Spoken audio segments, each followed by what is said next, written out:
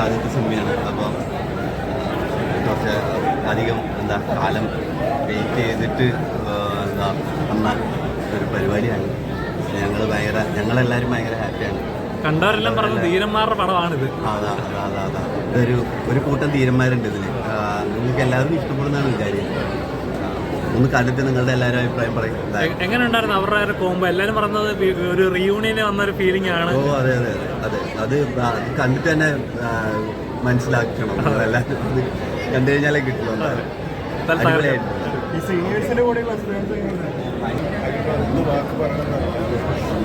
ഒരു റോക്കിംഗ് ഫിലിമാണ്. പ്രേക്ഷകർ ഇനി അതുകൊണ്ട് ഏറ്റെടുക്കുക. Absolute entertainment.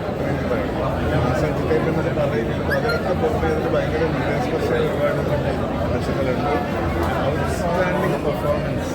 നമ്മുടെ പ്രൊഡ്യൂസർ പറഞ്ഞ പോലെ എല്ലാ ആക്ടേഴ്സിനും വേറെ അവതാരത്തിലാണ്.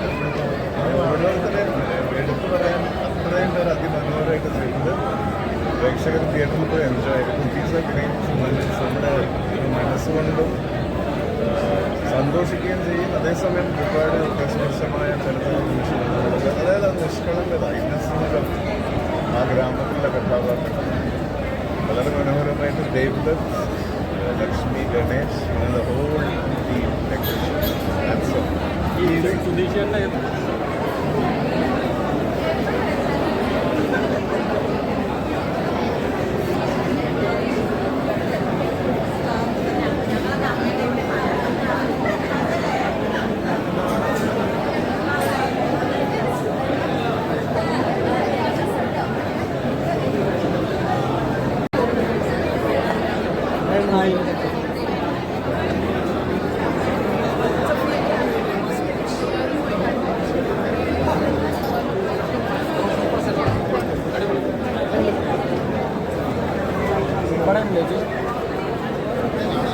എങ്ങനെയുണ്ട് സിനിമ?